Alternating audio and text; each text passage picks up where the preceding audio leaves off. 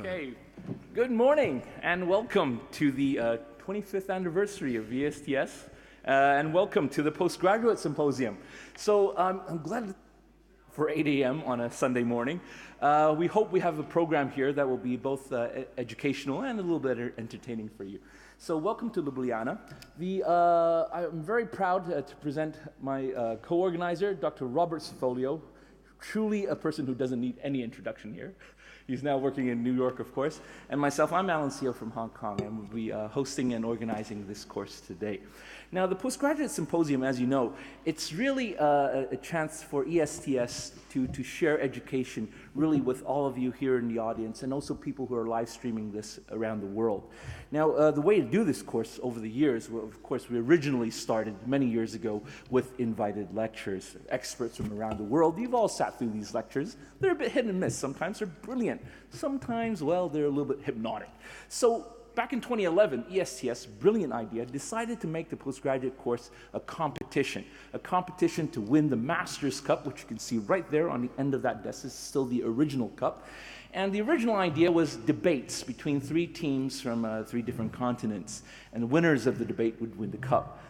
It worked quite well. It brought a lot of entertainment value, but nonetheless, in 2014, we changed it. So this time we changed it to, again, a competition between three continents. We'd put up interesting cases for discussions, and the teams would discuss how to manage each case. Very vigorous debate. We had a lot of audience participation. It also worked fantastic. But last year, ESTS, we decided we'd revamp it again. So if you were in Innsbruck last year, you would have seen the introduction of the buzzer. So it was a much faster-paced competition. Teams actually had to rush to press the buzzer, get the right answer on a range of topics. And you can see it was a very, very colorful competition last year. Nonetheless, things still move on. And this year, despite being a European competition, they drafted in an American and an Asian to do this postgraduate course. And what we've done is we've decided, well, ESTS is very democratic. So we've actually listened to your opinions from all the previous years on what you wanted. And so what we've been hearing is we wanted more education. We wanted to hear from the world experts, because gathered here in this room and at this meeting, we have the best thoracic surgeons around the world. We wanted objective answers, we have more countries represented, and we wanted to keep it fast-paced. So we've listened to all your opinions, and if you have any new opinions this year, please tell us, and we'll change it for next year. And what we've got is this. This is the program this year. So we've gone back to three continents. The Americas, led by Sayan Nemuri from the Roswell Park Cancer Center in Buffalo, New York. We've got the European team, led this year by Captain Isabella Abitz from the University Hospital in Zurich. You all know her. And from Asia, the Asian team is captained by Dr. Hui Li from the Chaoyang Hospital in Beijing, China. And what their teams are going to be doing is they're going to be competing in 2 rounds, before and after the coffee break. In round 1, we've divided it into 3 topics, okay? So the questions will be gathered into 3 topics. The first one is pulmonary neoplasm. The second is mediastinum and esophagus. And the third, because we're lazy, we just called it others, so everything else. Now, all the questions, this is different this year, are written by the teams themselves. So within each topic, each team will ask 2 questions. The other 2 teams will get to answer them. All of the questions will be based on the ESTS textbook. This is the ESTS Masters Cup, after all. So this will be objective, okay? There's no quibbling over which literature you use. This is authoritative. Now, also, instead of immediately pressing the buzzer, we're going to give each team 5 seconds to read the choices, and then we're going to press the buzzer. But when they press the buzzer, if they don't give an answer within 2 seconds, -1 point. If they give a wrong answer, -1 point. And hopefully, this will stop people going crazy on the buzzer, just trying their luck. You have to give us a considered answer, and you're going to have to explain your answer. Okay, now, during those 5 seconds, everybody here in the audience will get to participate in this postgraduate course. So if you get out your cell phones now, if you've downloaded your app, if you go to the app's homepage, there's a button on it. It says PGC Voting. As each question comes up, the options for the answers will come up on the app. and you, within those 5 seconds, you get to choose. Now, this is important because the audience member who gets the most correct answers today, we can tabulate, and we're going to announce it at the end of this postgraduate symposium. And the winner will get a special prize, okay? So there's something in it for everybody. Now, to make it even more spicy, we're not just going to be asking and answering questions. This year, for each of the questions, we have 3 judges, top judges from around the world. And they're going to be commenting on the quality of the question and the quality of the answer. So we're going to be looking for a good, well-written question based on good evidence with a good objective answer, well presented with a good expert opinion at the end of it. And if all 3 judges gives a thumbs up at the end of the question, the team asking the question will get an extra point. We're going to ask the judges then to comment on the answer. And if the judges think the answer was good and all 3 of them give a thumbs up, the answering team will get an extra point. So if you answer the question, you get a correct answer, and you give a good answer, you can potentially get 2 points for every question. So in terms of the judges, these are who we've got. Okay, we'll introduce them later on, but you can see here we've got top experts from around the world in each of their fields to give the judging. Alan, can I just make one quick point? Yeah. The judge also has the ability to say that their answer was not bad and the question was so bad that you get a 0 instead of -1 for a wrong answer. Yeah. So the reason we're doing this is the spirit of this is education, and so you can wear these silly hats. I love this. The spirit is to be fun, education to teach you 2 skills. 1, how to take a test, but 2, all of you are going to be writing questions, how to write a test. These are skills you need to learn how to do, and we're never taught them, so you're going to find out today. Absolutely. And after a coffee break, this is what I like to call the guru round. So the first round was based on a textbook, but in the second round, we've invited 5 experts to give us 6 short talks from around the world. And this is really where the experts will be sharing information not found in textbooks. This comes from experience. So we've got 6 topics, as you can see here: surgical technique, surgical value, very interesting, perioperative enhanced recovery, pain management, the life cycle of a thoracic surgeon, and difficult intraoperative situations. And again, after each question, all 3 teams will have 5 seconds to read the choices and then press a buzzer and give us an answer. Now in the second round, just to spice things up, we're going to invite 3 ESTS leaders, top people in our society. We have Dirk van Ramdonk, who's one of our most well-beloved past presidents and very active in the ESTS over many years. We have Kostas Papagiannopoulos from the UK, our current ESTS president. We have Dr. Hassan Batirel, who's also currently our ESTS Director of Education. So in the second round, our experts will comment and give their opinions on each of the topics being presented, so we'll have a good discussion. So because it is a competition, there will be scoring. We'll tot up the marks in each round for each team. The team with the highest score in each round will get 4 points, second highest score, 2 points, third highest score, 1 point.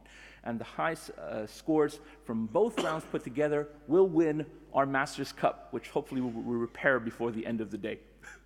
Okay, but as I said, everybody gets a chance to win. The audience member with the most correct answers will announce at the end of this competition, you'll get a mystery prize. The best dressed team will also get a mystery prize. And last but not least, we have an ESTS AME special prize. And this is really special indeed. It's so special that I'm not going to say any more about it. I'm going to introduce Manisha from Mayo Clinic. She is the winner of the ESTS AME special prize from last year from Innsbruck. And she's had a most amazing experience. She'll share with us now. Please.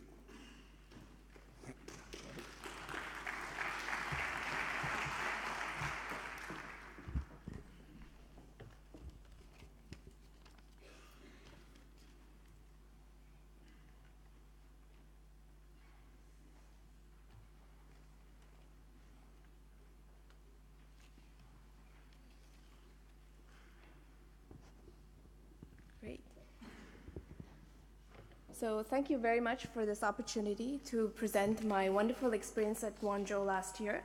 I have no relevant disclosures. So our journey started last year in Innsbruck, where the Masters Cup team, as we heard before, was represented by different countries. And our team consisted of Dr. John Exarian, Dr. Simon Turner, and myself. And our team leader was Dr. Stephen Casvey. And it was a fantastic experience. Our backgrounds are from different parts in Canada, and so we represented the Canadian team. It was fun and educational, and the prize was a visiting fellowship in one of China's most busiest thoracic surgery units. This is the Guangzhou, this is the first affiliated hospital of Guangzhou University in Guangzhou, China. So I spent a week here in December in this 1,500-bed hospital. It's a beautiful hospital overlooking the stunning Pearl River. It sits in the heart of Guangzhou City, which is the third largest city in China. I was very warmly welcomed by the entire thoracic surgery team there and instantly integrated into their unit. Throughout my time there, I was really impressed by the skills of the thoracic surgery staff surgeons who pushed the borders of minimally invasive thoracic surgery, by the bright and inquisitive residents I worked with, and the kind and dedicated nursing staff who really provide the best care possible for their patients. Dr. He, who's the chief of thoracic surgery there, seen in this picture, was instrumental in my educational experience. We started each day with morning rounds, and this provided us with an opportunity to not only discuss each patient's case, but also compare perspectives on things like running lean ORs in thoracic surgery and enhanced recovery protocols. I spent quite a bit of time in tumor board, where we discussed clinical trials and compared our own institutional protocols and approaches to common thoracic oncology problems. I also had the chance of meeting Dr. Zhang, who is one of China's most celebrated physician scientists and director of the Guangzhou Institute of Respiratory Diseases. Most of my late mornings and afternoons were spent in the operating room. Thoracic surgery there runs anywhere between 4 to 5 ORs per day, and doing 30 major cases is quite an ordinary day at this center. Dr. He and his group prefer uniportal approaches to even the most complex problems in thoracic surgery, which was a great treat to see. They use the three-dimensional vision for their surgeries, which they truly believe facilitates dissection and makes the OR more efficient and faster. I greatly enjoyed seeing how they push the envelope of minimally invasive surgery, and they're quite the experts, as seen through their publications on VATS, lobectomy with SVC resection, double sleeve lobectomy via VATS, and even tracheal and carinal resections.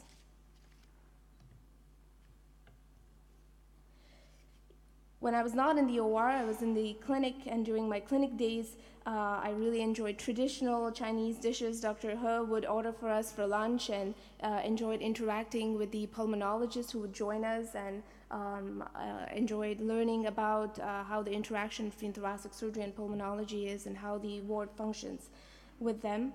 Our long days ended over Chinese tea, where we discussed VATS surgery under spontaneous breathing, which is really an area of expertise and experience for Dr. He and his team. In their experience, the team believes that spontaneous breathing surgery to be safe, to be feasible and more efficient, and possibly resulting in better postoperative lung function. And this is a field that's really taking off, so it was enjoyable to learn more about this. I had the privilege of presenting Grand Rounds, which was on North American training paradigms in cardiothoracic surgery. During my time there, I noted several similarities in the challenges we face as surgical residents, and same similarities between North America and China. So this presentation gave us a platform to discuss strategies on how to attack these issues, including use of simulation training, competency-based curriculum, and novel methods of assessment and instruction. My time outside the hospital was equally enjoyable. Guangzhou is definitely one of the most beautiful cities I have seen. As you see, every morning started with a stunning sunrise over the Pearl River, and I got the chance to visit the city with Lucille.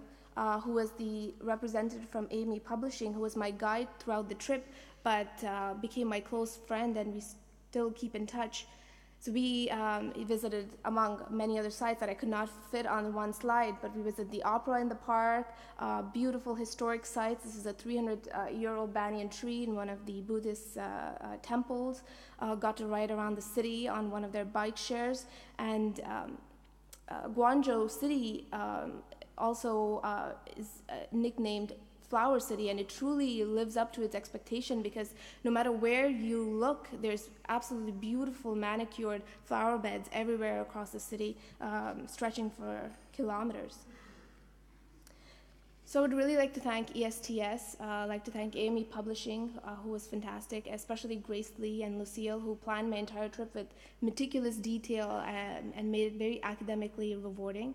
And of course, Dr. He, who took it upon himself to show me the entire thoracic surgery unit. I made not only good colleagues during this trip, but great friends, and continue to have ongoing collaborations with the unit. And I wish everyone here the best of luck for today's Masters Cup. Thank you.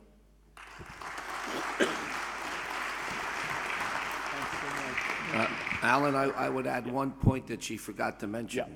All expenses were paid Absolutely. by this society because she won the competition. Absolutely. So there's a lot to fight for in this competition. So to all our team members today, this could be you next year on the stage sharing your experiences. So whoever has the best overall performance from today, we're going to announce at the gala dinner. All expenses paid trip to China. Okay, so without further ado, what I'd like to do now is introduce our 3 team captains, who will in turn introduce their team members for today. So we'll start off with Team Europe, because they're the hosts. So I'd like to introduce Captain Isabel Uppitz from Zurich, Switzerland. I think and after that side.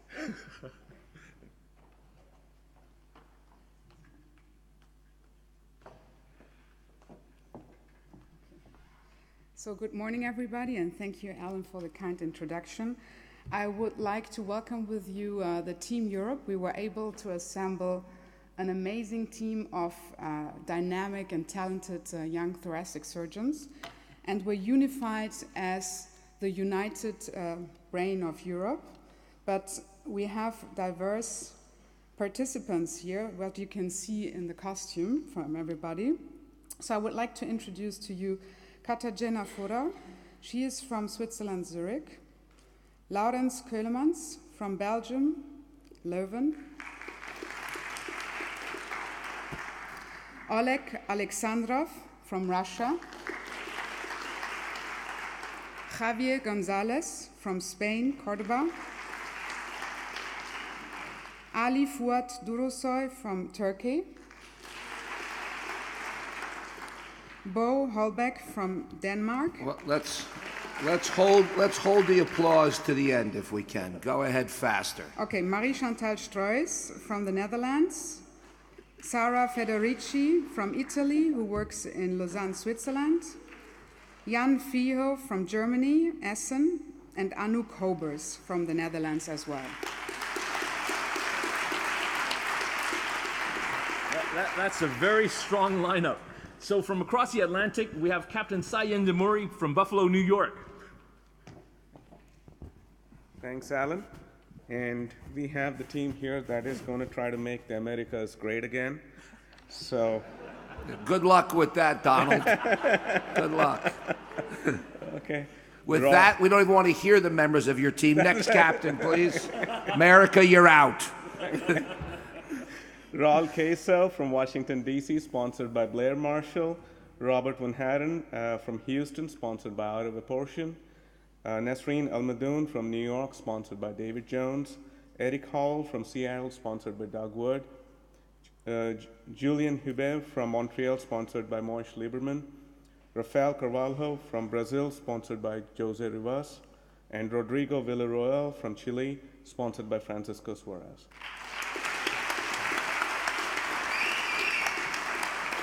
And am I to understand those are the best shirts you could get from America? And they're all made in China. You're already -1 already. Yep. Yeah, absolutely. Well, now there's 0. Back to 0. And last but not least, Team Asia, captained by Dr. Hui Li. Good morning, everyone. First of all, I'd like to thank Robert and Alan and the organizing committee to give me this opportunity as a team captain of the Asian team. So this year, our Asian team consists of the 9 team members from the 4 different countries. So I'd like to introduce my team member, Dr. Lu Di from China, Dr. Abdulani Turhun from China, Dr. Nikhil Rainin from India, Dr. Jihan Jian from Korea, Dr. Nobuyuki Yoshiyasu from Japan, Dr. Kantaro Fukuta from Japan, Dr. Kazuhiro Minami from Japan, Dr. Shi from Korea. Thank you very much.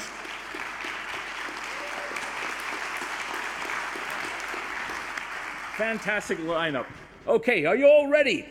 Okay, this is the first round. And we will, okay, let's just open this. The first round, just to remind you, is on pulmonary neoplasm. So I'd like to invite all 3 captains to send your teams to battle on stage, please. Remember, there are only 6 members that can come up at a time, so choose your members carefully for this. This is pulmonary neoplasm. We'd also now like to invite Only 6 members per team can come up. Okay. And while they're coming up, I'd like to introduce our 3 judges for round 1. From Kyoto, Japan, we have Professor Hiroshi Date. Yes, please come up. Judges, come up and join us here at the table. Yep. From Salamanca, Spain, we have Dr. Nuria Novoa. And from Germany, we have Professor Corinne Ludwig. And they will be judging our contestants. Okay. So we've decided for the first round, we will start with questions from Team America. So whoever's going to ask the questions, please come on up. Your turn. Okay.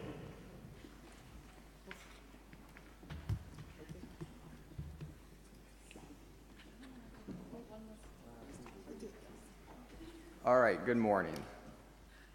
So our first question is a 64-year-old male with a history of a right upper lobectomy for adenocarcinoma is now 4 years post-op, and surveillance CT unfortunately reveals metastatic disease. The patient asks about potential for immunotherapy for his treatment. Which of the following statements is true? Durvalumab is associated with improved overall survival for patients with locally advanced, unresectable, non-small cell lung cancer who were originally treated with platinum-based chemotherapy with concurrent radiation and had no evidence of disease progression. B, durvalumab is an antibody that functions on anti-programmed death ligand 1. Choice C, programmed death ligand 1, PDL1, expression greater than 5% is a positive test result for first-line pembro therapy. And D, PDL1 is expressed on B cells and plays a role in B cell activation in peripheral tissues. Okay, 5, 4, 3, 2, 1. Buzzers are open. Judges, okay, which team has gone first? Please give us an answer. The person who hit the buzzer must answer by themselves independently. Okay, I would like to choose the third one because I... You said, is that C? You mean yes. C? Yes, C. Okay, your answer is C. Yes. 5-second explanation. Okay, the explanation is that the expression level should be more than 50%, not 5%. So that's my explanation. Can you tell him if he's right or wrong? Oh, hang on a second. Before we do that, if you've voted, we'd like to see the audience vote now, please. It's quite evenly split, but I think the audience tends to prefer C as well. Okay, let's have a look at the correct answer then. We're not going to open it up, Alan, to the other contestants? Yeah. Can we change back to the PowerPoint? Yep. Okay. So that team is out. They're blocked out for the question because it's not the correct answer. Anybody else want to give it a shot? Other two teams, you have 3 seconds. 3, 2, go. What? You gave the question? Yeah. They already saw that. That's why don't reveal the answer till afterwards. Okay. So that next time we'll do it now next. we reveal. No. This is now the reveal. That was just the audience vote. Yeah. The audience could be wrong. Okay. So what the correct answer is? So correct answer is B. I guess as you were saying, the percent expression needs to be greater than 50%. So we're looking for a true answer. So our development is a PDL1 inhibitor, so that is correct. And then the other question about overall survival, that was incorrect. It's not overall survival in the Pacific trial, it was improved progression-free survival. And all of these checkpoint inhibitors work on T cells, not B cells. And so now this is a video. My name is Boris Sapeshi, and I'm a thoracic surgeon at the Department of Thoracic and Cardiovascular Surgery at the MD Anderson Cancer Center. And I wanted to make a few comments about immunotherapy in surgically resectable lung cancer. Immunotherapy has become a standard of care in metastatic disease of lung cancer, with many recent studies demonstrated much more significant benefit of immunotherapy as compared to chemotherapy in advanced lung cancer. In surgical patients, immunotherapy is also slowly coming into the field, with the first trial demonstrating that even 2 doses of nivolumab can potentially induce major pathologic response in surgically resected lung cancer. This major pathologic response is used as a surrogate for outcome, namely overall survival in patients with neoadjuvant therapies.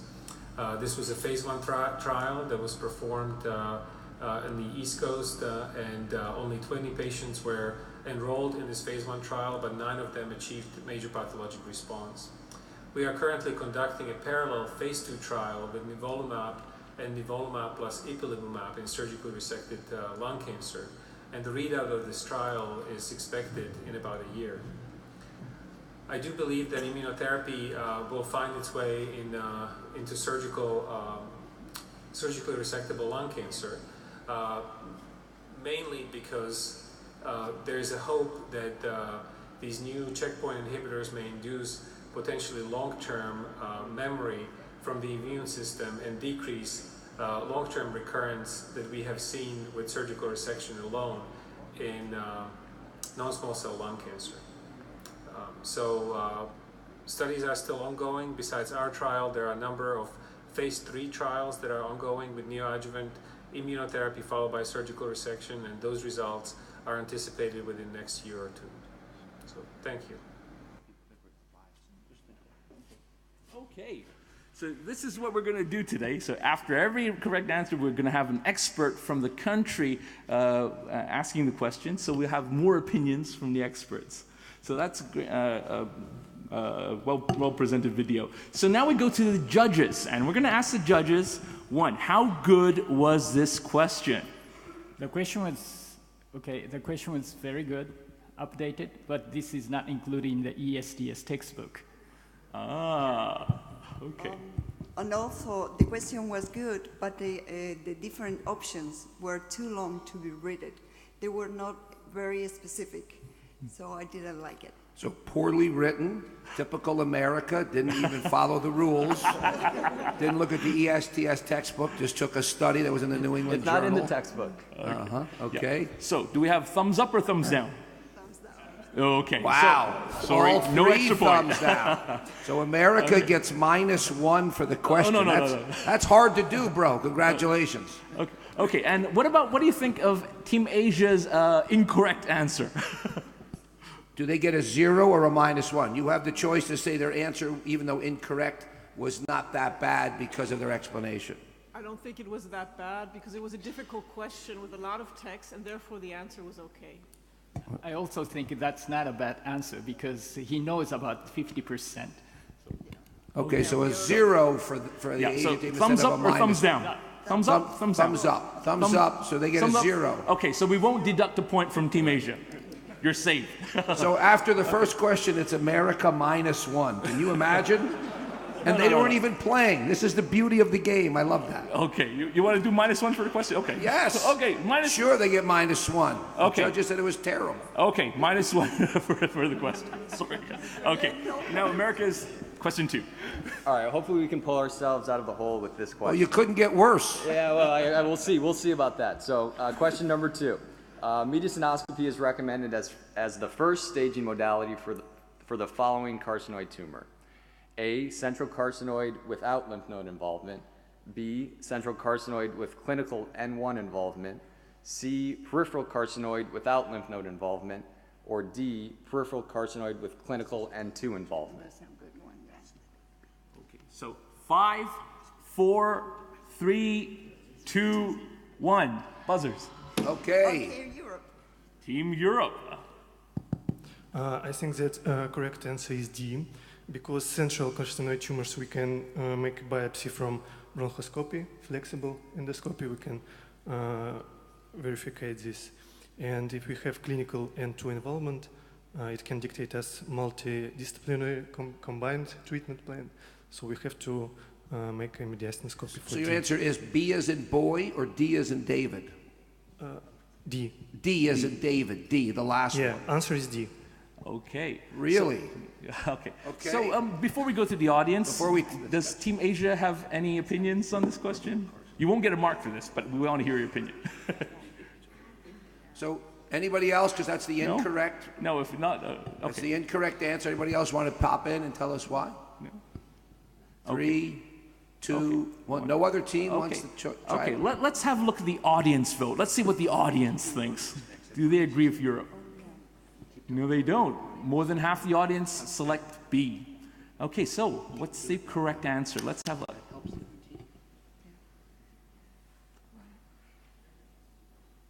So yeah, the audience was correct. The correct answer was B. And it's a little bit of, I guess, like a test question or somewhat of a trick question with D kind of being a reasonable choice. But I'll just read through the summary. So central carcinoids with clinical N1 involvement have approximately 50% chance of being atypical carcinoid, thus mediastinoscopy is indicated to explore all nodal stations. Central carcinoids without lymph node involvement are typical carcinoids in 85% of the cases, and thus no further invasive mediastinum staging is necessary. The majority of peripheral N0 carcinoid tumors are typical carcinoids and associated with a low rate of nodal involvement, thus invasive staging is not indicated. And then this kind of gets to point D. Peripheral carcinoid tumors with N2 involvement should undergo imaging first to detect distant metastases, because such imaging finds unsuspected metastases in 35 to 30% of N2 patients. So that kind of patient, I guess, should have gotten further workup with imaging before mediastinoscopy. So that was the thought process behind that question. Okay, good question. My name is Garrett Walsh. I'm an ESTS member. I'm sorry I couldn't join you this year for the meeting.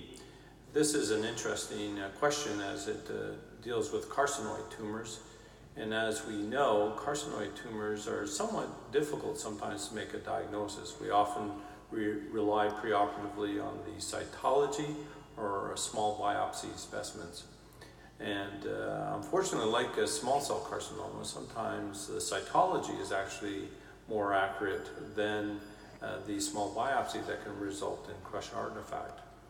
So many of the time when we see patients that we think have a carcinoid, in the back of our mind oncologically, we're thinking, could this be an underestimate of what the problem is? Could this be an atypical carcinoid, which obviously has a much more aggressive behavior? Typical carcinoids, even with N2 disease or N1 disease, a surgical problem, if all completely resected, these patients in fact can do quite well, with 80 to 90% of them being cured at 5 and 10 years. Atypical carcinoids and the more serious large cell neuroendocrine tumors and small cell carcinomas of the lung obviously have a much worse prognosis. So in this particular case, if we had a large central tumor with N1 disease, raised the suspicion of this patient having perhaps an atypical carcinoid rather than a typical carcinoid. A peripheral carcinoid tumor with N2 disease would raise the suspicion that perhaps we are dealing with something a little bit more ominous, like a small cell carcinoma. And in this particular case, we'd probably start off with a PET imaging before we would even entertain a mediastinoscopy. So an interesting problem. We're seeing more patients with carcinoid tumors than we previously did, and we are very much dependent on the pathologist to accurately tell us the number of mitoses per high power field, and certainly between 2 and 10 is the diagnosis of an atypical carcinoid, but if it has less than 2 and no necrosis, it is a true typical carcinoid tumor. So again, we're dependent on what the pathologist often tells us in the final resected specimen. Well, thank you, Dr. Walsh. Okay, so we now go to the judges. What do the judges think of the question, please? Yeah? This time it was an excellent question. It was well written, and the answers were very good. So I think. Yep. Thumbs up.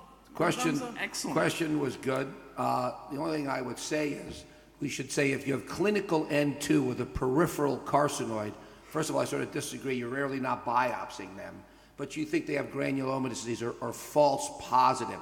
Everybody's getting a PET, so I'm not quite sure what he's talking about there. You're all going to get a PET, and not many of us would biopsy a lesion that's growing, so I sort of disagree with that. Okay. The point is a peripheral carcinoid with large N2 nodes, it's probably falsely positive, clinical. Yeah, but as a question, very good. You've redeemed yourselves with 1 point.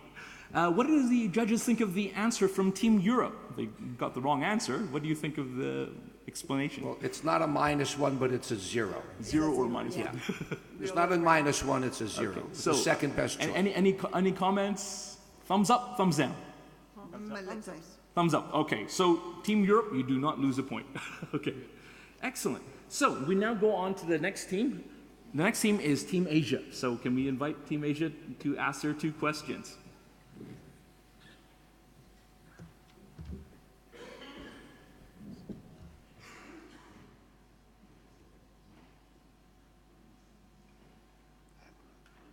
Okay, here's the background. The primary chest wall tumors are rare neoplasms arising from the bony skeleton or soft tissues, and they represent 2% of all thoracic neoplasm, and 50 to 80% of them are malignant. The chest wall consists of multiple layers of tissue, and each layer can give rise to tumors. Less than 20% of chest wall tumors are found by routine chest radiographical examination in asymptomatic patients. Pain is more common in malignant tumor, but cannot justify excluding benign tumors. So here's the question. Which of the following statement of chest wall mass was not considered to be true? A, the most common primary malignant neoplasm of the chest wall and the sternum is chondrosarcoma. B, Irwin's sarcoma is the most common primary chest wall tumor of young adults. C, the mean age of patients with a benign tumor are approximately 15 years younger than those with a malignant tumor. D, 1/3 of patients with benign chest wall neoplasm have associated pain. E, all primary malignant neoplasms undergo further resection to include at least a 2 centimeter margin of normal tissue on all sides. Okay. 5, 4, 3, 2, 1. Answer? Team Europe. No, who was it? The America. Okay, thank you, judges. Excellent. America, what do you got? Was it? Okay. So A is incorrect because the most common primary malignant neoplasm is osteosarcoma. So your answer was? A. Okay. Does Team Europe have a different opinion? No? Okay. Let's go to the audience now. What does the audience think? Ooh. Okay, not too many selected A. Okay, and the correct answer? Okay. The correct answer is E, the last one. All primary malignant neoplasms undergo further resection to include at least a 2 centimeter margin of normal tissue on all sides. Here, the evidence. According to the ESDS textbook, Guangzhou is the most common primary malignant chest wall tumor. It occurs most frequently on the front of the chest at the anterior costochondral junction and the sternum. Erlin's sarcoma most commonly arises in the pelvis, humerus, and femur of young males, but 15% of such tumors arise in the chest wall. The mean age of patients with a malignant tumor is 15 years older than those with a benign tumor. And the last one, all primary malignant neoplasm initially diagnosed by excisional biopsy undergo further resection to include at least a 4 centimeter margin of normal tissue on all sides. Go back to your question slide. Go back. Okay. Do you guys still like his answer after you see the question again? Okay, go ahead. Go forward. All right, judges? No, hang on a sec. We haven't got the expert. Yeah, expert. Yes, and quoted from Professor Xu Heyun from the Zhejiang Hospital, Zhejiang Province of Hospital of China. And for many surgeons, a resection margin of 2 centimeters would be considered adequate. Although this margin may be adequate for chest wall metastasis, benign tumors, and certain low-grade malignant primary neoplasm, such as chondrosarcoma, a 2 centimeter resection margin is inadequate for more malignant neoplasms, such as osteogenic sarcoma, osteogenic sarcoma, and malignant fibrous histiocytoma, which have the potential to spread within the marrow cavity or along tissue planes, such as the periosteum or parietal pleural. In a report from the Mayo Clinic, in which the effect of the extent of resection on the long-term survival of patients with primary malignant chest wall tumors was analyzed, 56% of patients with a 4 centimeter or greater margin of resection remained free from recurrent cancer at 5 years, compared with only 29% for patients with a 2 centimeter margin. Okay, so let's go to the judges. What do you think of the question?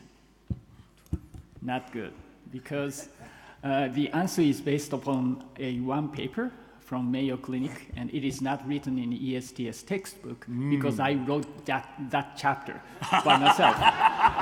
Well, see, we do have experts here. These are the experts in our panel. Okay. I would also say, from a chapter that I've written as well, the 4 centimeter and 2 centimeter is like listening to an anesthesiologist as to why you need an A-line for a lobectomy. Dogma, dogma, dogma, and no data. No data. It's a number everybody talks about with no good science. Excellent point. So, what do you think of the questions? Thumbs up or thumbs down? Minus 1 point? Okay, minus 1 point. What do you think of the answer, though?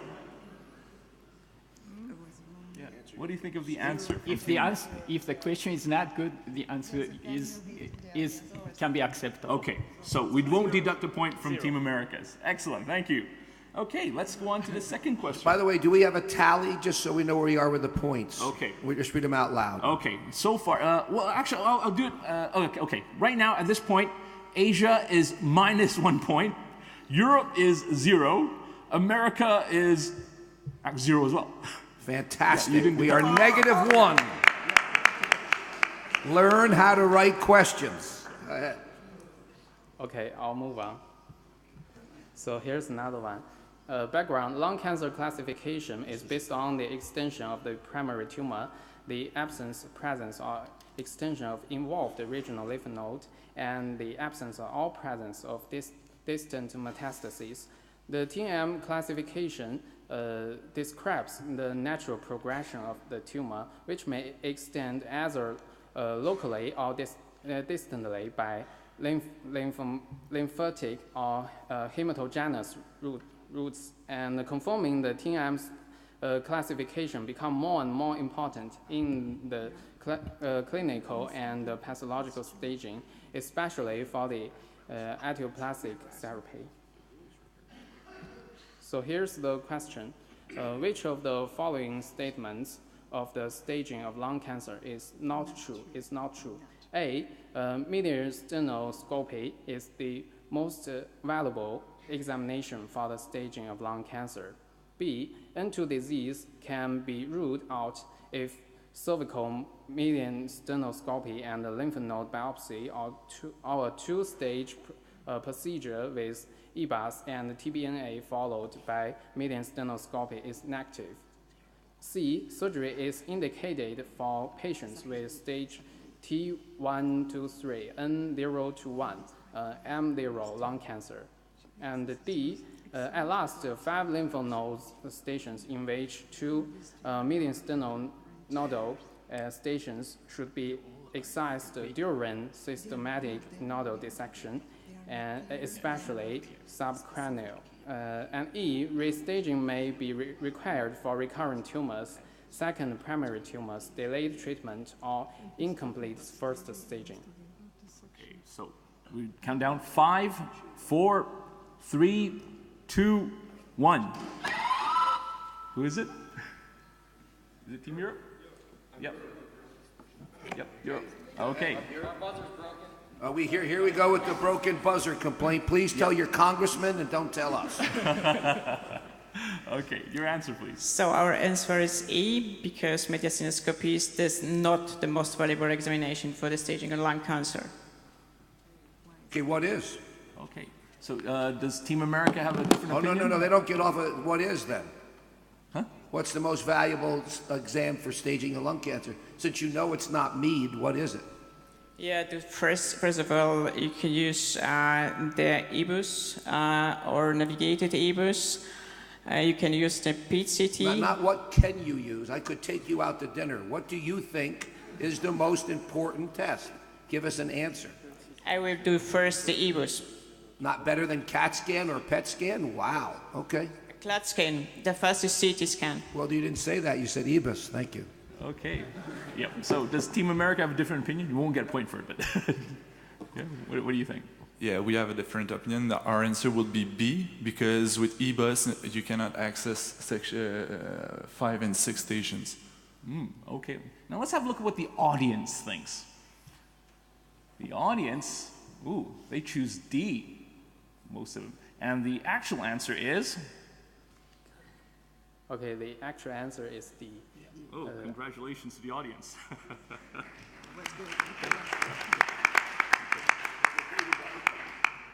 So here's the evidence.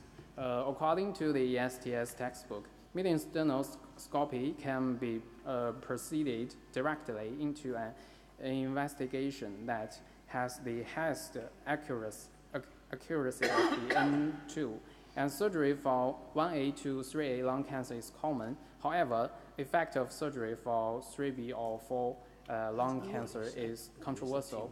And to achieve R0 status, it has been recommended that at least 6 lymph node stations, in which 3 median nodal stations should be excised during systematic nodal dissection, including subcranial. And all of the methods available for staging can be used for restaging, but those that do not provide cytohistological evidence are unreliable. And the judges are going to vote. Yeah. Okay. Yeah. Okay. So you can read the expert view here. So what do the judges think about the question? We really, it was not the best one, but we thought it is just, it is score 0, okay? No thumbs up, no thumbs down. Okay, so no extra points for the question. No what about the answer? Points, but we didn't like neither of the answers. Okay. Because so especially... What do you give their answer, a 0, it's -1? For Europe, I wouldn't say -1. -1? Thumbs down, all 3? Thumbs down, Thumbs down, okay. Because, sorry, Team Europe. The other thing I would say, we also want to teach you how to do well on your oral boards. And on your oral boards, if you're given a question, don't say you can or I could. We're not interested in, I could just go to sleep too. We want to know what you want to do. So on your oral boards, Give a definitive answer as to what you think the answer is, not what you could do. Absolutely.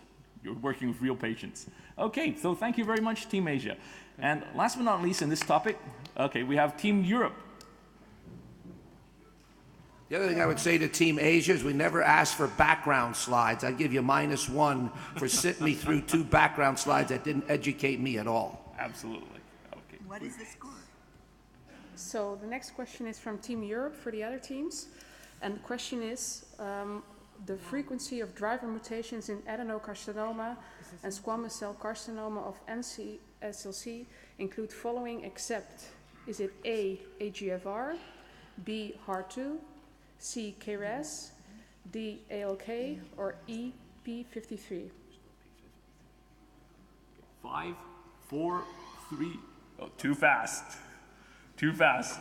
Okay, you press too fast, so you automatically lose your chance to answer the question. So let's go to Team America. You get your chance to answer now. Your answer is?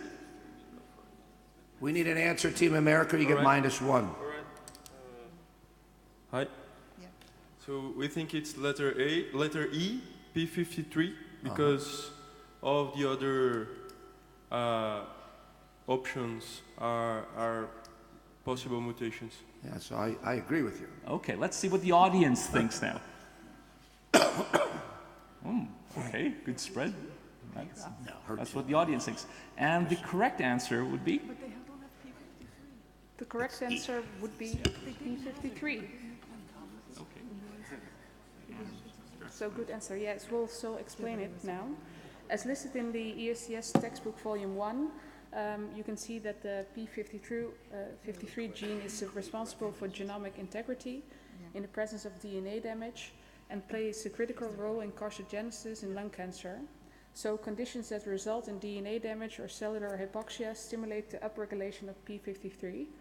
And mutations of P53 are not included in driver mutations in adenocarcinoma and squamous cell carcinoma. So that's the answer. And we also have our expert, which I would like to show you.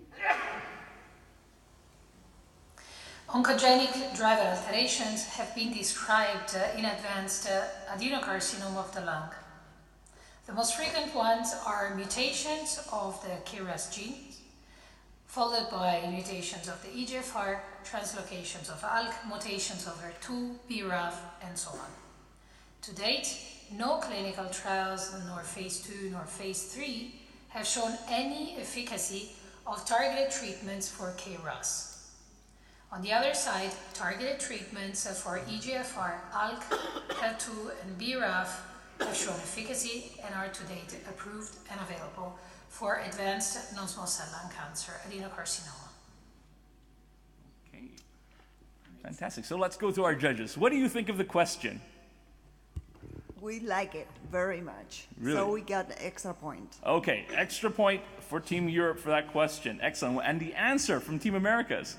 It was good. Very good. Very good. So as well. what makes this good? Short, succinct, to the point, unequivocal, and then the reference is great. It's right out of the book. Can't beat that. As good as it gets. Okay, so extra point for the question, extra point for the answer. Yep.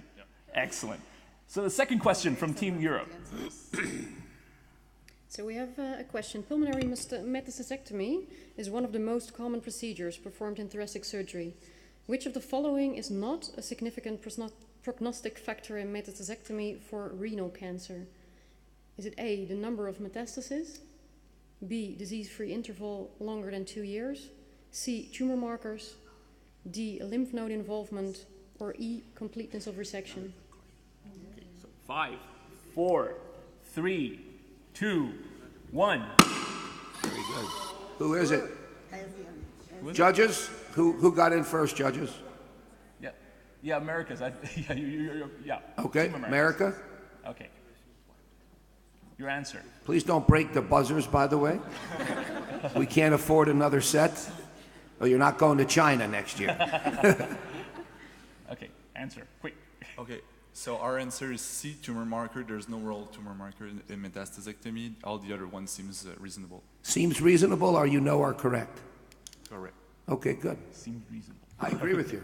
Oh, okay. I'm sorry. No worries, no worries. Okay, in that case, we'll skip the Team Asia opinion. Let's have a look at what the audience thinks. Yeah, overwhelming there. Maybe it's not too difficult, this question.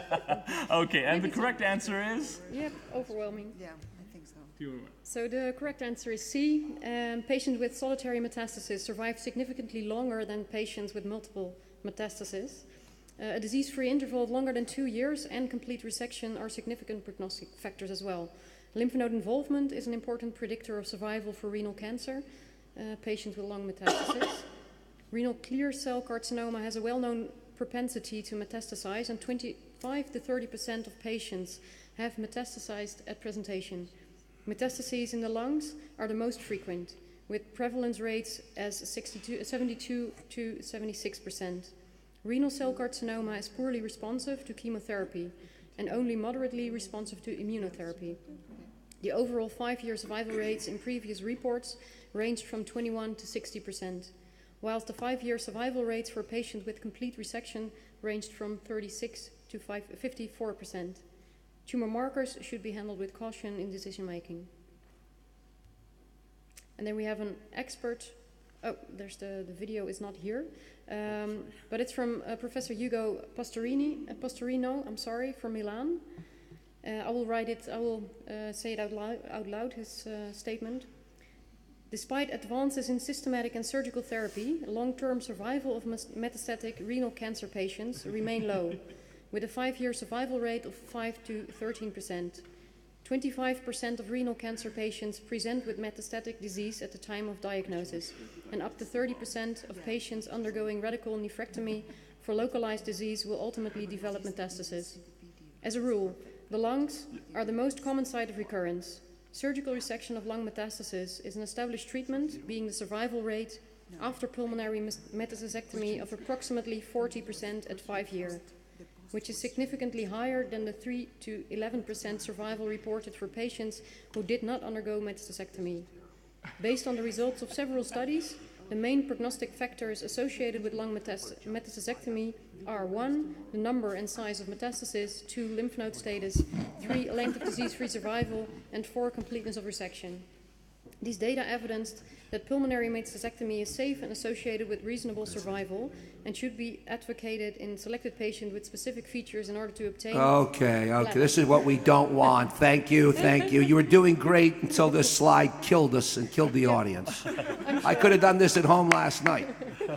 Okay, sorry, I can't blame her. I think we had a technical problem. We can blame her. We can blame her. That was a technical problem. Okay, so what do the judges think about the question? We really like it, and we thought it was excellent, so we want to give an extra point. Extra point? Yeah. Thumbs up. Okay, extra point for Team Europe. And the answer? The answer was also correct, right, precise, so also an extra point. Extra point for Team Americas. Excellent. That brings us to the end of topic 1, pulmonary neoplasm. Just to recap the scores, Team Asia has -1. Overall, Team Europe has +1, and Team Americas are in the lead with +4. Excellent, well done.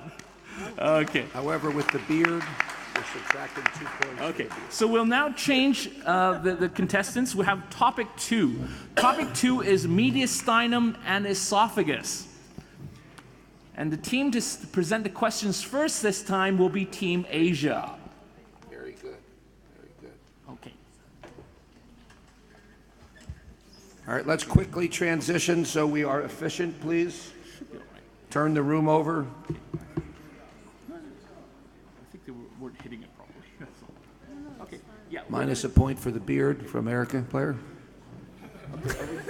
Okay. Sit down. We'll take 2 off if you don't sit down. Just because there are questions regarding the buzzers, we've removed the buzzers. We're gonna rely on you hitting your table hard. And we're going to rely on the audience to tell us which team slapped the table first, okay? So the audience, please keep a sharp eye on the teams. Okay, so Team Asia, who's going to come and present the questions? Please, no background slides. Please just give us the question. Okay. Thank you. Here's the question. Which of the following is not true in dealing with the thoracic esophageal perforation? In most patients with perforation requiring esophagectomy, sepsis means that the patient needs expeditious surgery. B, surgical or endoscopic repair is appropriate even more than 24 hours after perforation. C, the extent of mucosa tear is usually larger than the muscular component. D, stents should be removed within 3 months after replacement to avoid complications. Okay, we have 5 seconds. 5, 4, 3, 2, 1. That's very obviously Team Europe, I think. Is that right? Okay. Yeah. You agree? Okay. Huh? Team America, sorry. So my perspective is poor. Team Americas, right? Team Americas. Okay, Team Americas, please answer. So we chose A because most of perforating esophagus can deal with esophageal stent, which is an endoscopic procedure. Okay, does Team Europe have a different opinion? No? No. Okay, let's have a look at what the audience thinks. Which is not true, right, guys? Yeah, Okay. Not true. Okay, so the audience thinks A. Don't you think stents should, aren't stents removed sooner? Okay. Okay, let's see what the correct answer is. Okay, the correct answer is the last one. 2 months.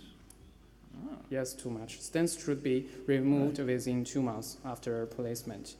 According to other options, in most patients with requiring esophagectomy, sepsis means the patient needs expeditious surgery, and surgical or endoscopic repair is appropriate even more than 24 hours, and the extent of mucosa tear is usually larger. So let's go back to your question for a second. Let's try to do this a little differently. In most patients with perforation requiring esophagectomy, read the question. It's telling you the patient had an esophagectomy. You with me? So you didn't read it well. It's pretty well written there. All right, go ahead. The other ones are obviously true. Yes. Okay, expert opinion. Audience? Yes.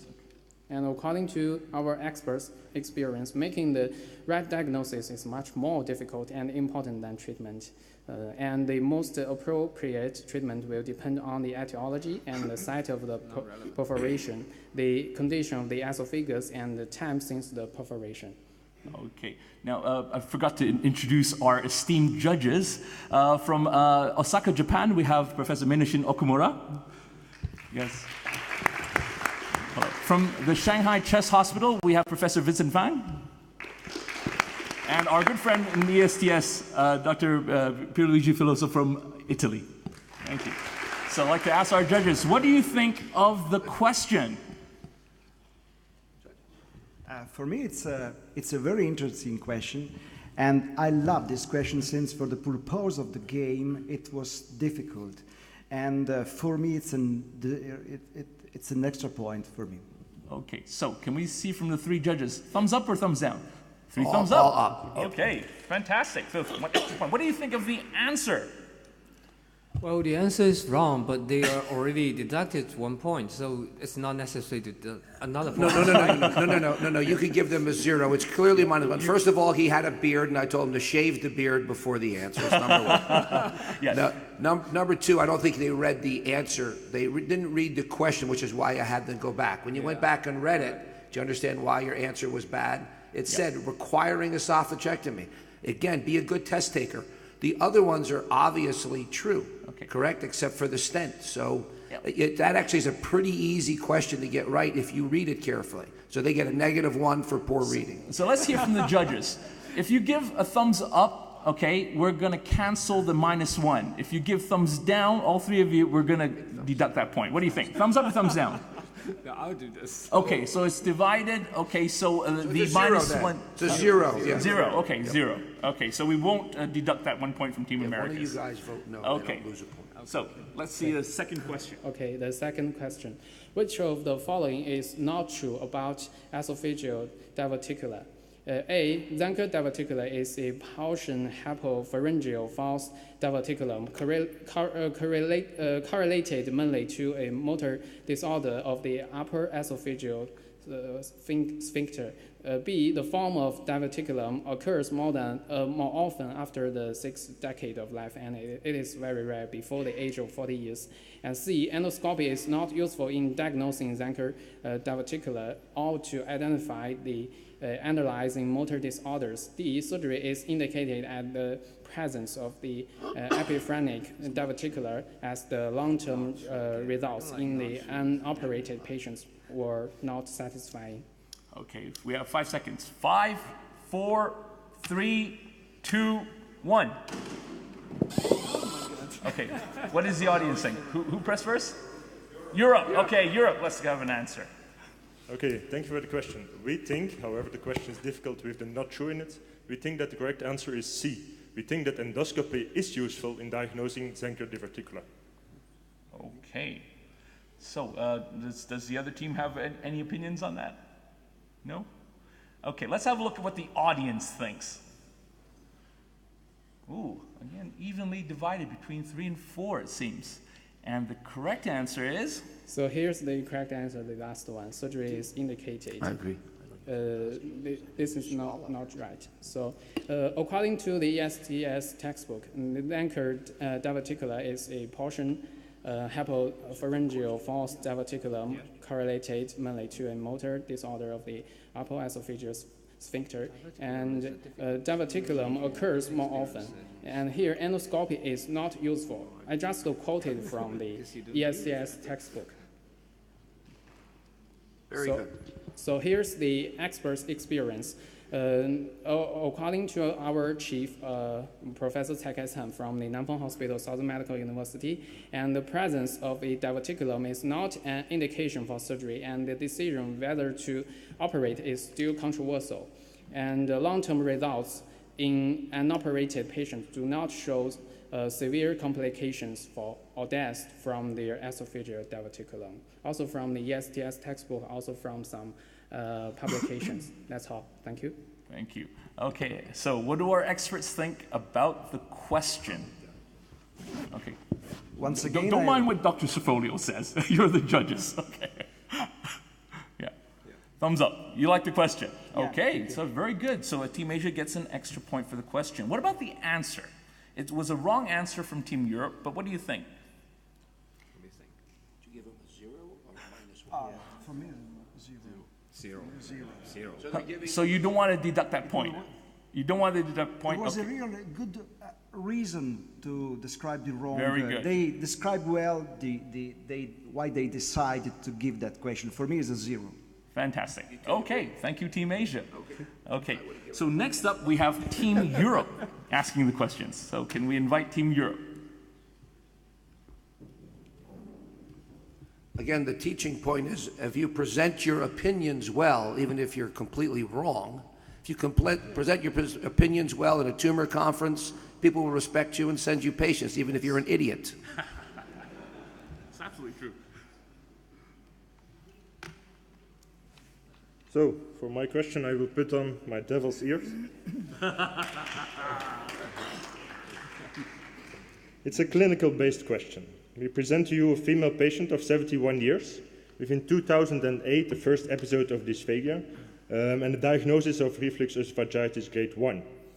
In 2010, there was made a diagnosis of an achalasia type 1, and for which she was treated with the first pneumatic dilatation, followed by several pneumatic dilations in the next 5 years, and the last dilatation had no clinical effect. Here you see the contrast swelling scan of the achalasia. The question regarding this case is, what is your next treatment option? Would it be a redo dilatation, an esophagectomy, a halomyotomy with a partial posterior fundoplication, a halomyotomy with an anterior door fundoplication, or a halomyotomy without a fundoplication? Okay, so 5, 4, 3, 2, 1. Team Asia? Everybody agree? Okay, Team Asia. You have to give an answer. Answer is C, Haller's myotomy with partial posterior fundoplication topic. I'll consider this because with repeated medical management and as dilatation procedure fail, so definitely it is the muscles are fibrotic because of the repeated trauma. Not the muscles, but the inner mucosal layer become fibrotic. So to release this, while the swallowing to have a dilatation, I'll do a Heller myotomy that will give a space for food to pass down. We want your answers to be shorter than the entire session, number one. Okay. Why do you do C over D? Quickly, in 5 seconds, why would you pick C over D? Why posterior versus anterior? Just a quick, short reason why you pick C over D.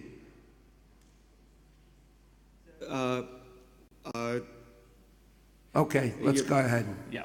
Okay, let's have a look what the audience thinks. The audience seems to think D. So the correct answer is? The correct answer is C. Asia is correct. Asia is correct. Okay.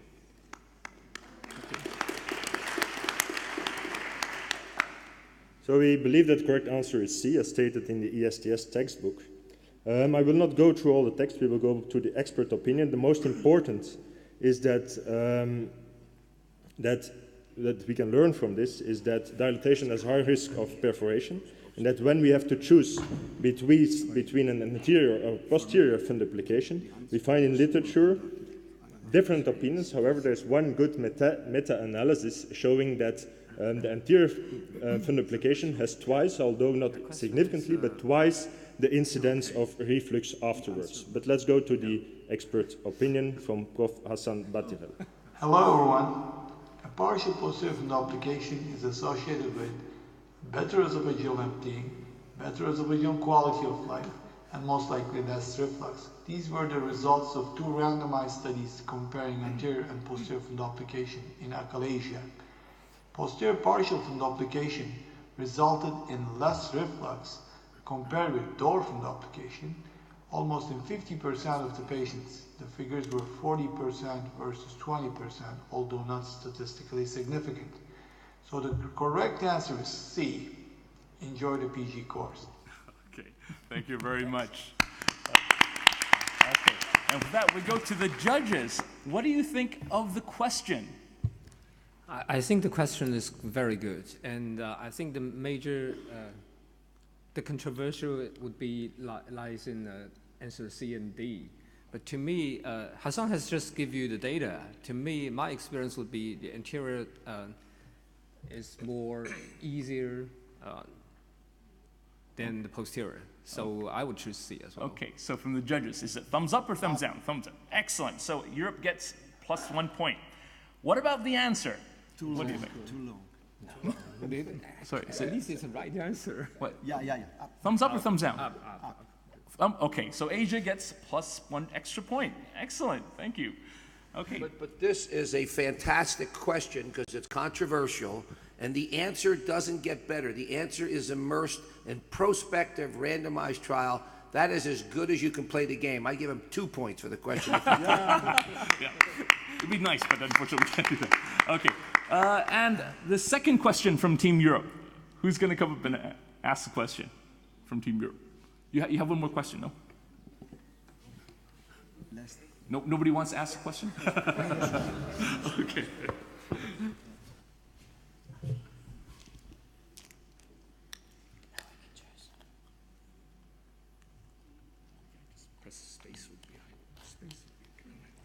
So good morning, everybody. Thank you very much for inviting me. Our question is regarding and 8-year-old male patients presenting in our clinic with symptomatic myasthenia gravis with mild weakness affecting the ocular muscles. The acetylcholine antibody was positive, and the patient was treated with pyristigmine oral therapy. The patient has also active nicotine abuse, chest walls, I will show afterwards, and lung function was pretty normal. This is the chest, and that is the CT scan of the chest, presenting you this mass in anterior mediastinum. So, which is the following? Which of the following is the correct? The first of all, the MG symptomatic can be classified in class 1 according to MG Foundation of America. And the response B, the obstipation, is the typical side effect of the pyristigmine. The point C, the plasmapheresis, is always used in patients with high-dose pyristigmine medication as preoperative preparations. The response D, the thymectomy is only indicated in patients with visible thymoma. And the response E, the careful multidisciplinary management can lead up to 50% complete remission of the symptoms. Okay, so again, we have 5 seconds. 5, 4, 3, 2, 1. Looks like Team Asia. Everybody agree? Okay, Team Asia, your answer, please. The patient has myasthenia gravis, and the person's undergoing anti-therapy as well, but that means the patient also needs plasmapheresis. That means multiple disciplinary management, including plasmapheresis, and other medications may be necessary for treatment of thymoma with MG symptoms. So your answer is? E. E, okay. Any other opinions from the American team? Yeah, we were considering the answer choice C, whether it needs to be always be used. We don't think it's all in every case needs to be used, so we were thinking choice C. Yeah, so you see words like always and only in an answer, you better be damn sure they're right. They're almost always wrong. Okay, let's see what the audience What thinks. could possibly be wrong with E? E has to be correct. There you go. The way it's written. Good advice. That's what the audience thinks. So what is the actual answer? Let's have a look. So the right answer is E, because the careful multidisciplinary management can lead up to 50% complete remission of the symptoms. This is very important. That's all the patients we discuss interdisciplinary in our department. Judges, questions? I think that this question is very... We got the explanation from Team Europe, so you can carry on. Yeah. Okay. Yeah. Wait a second. This is our explanation with clinical classification of the myasthenia gravis in different grades. So we prefer thymectomy not only in patients with ocular symptoms. First of all, we discuss all these patients in our thymoma board. And of course, another answer is the pyristigmine is medications. They make diarrhea and not obstipations. And the next point is the response from our expert. Oh, there you go.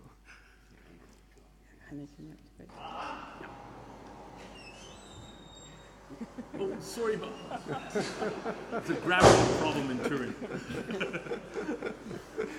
Okay.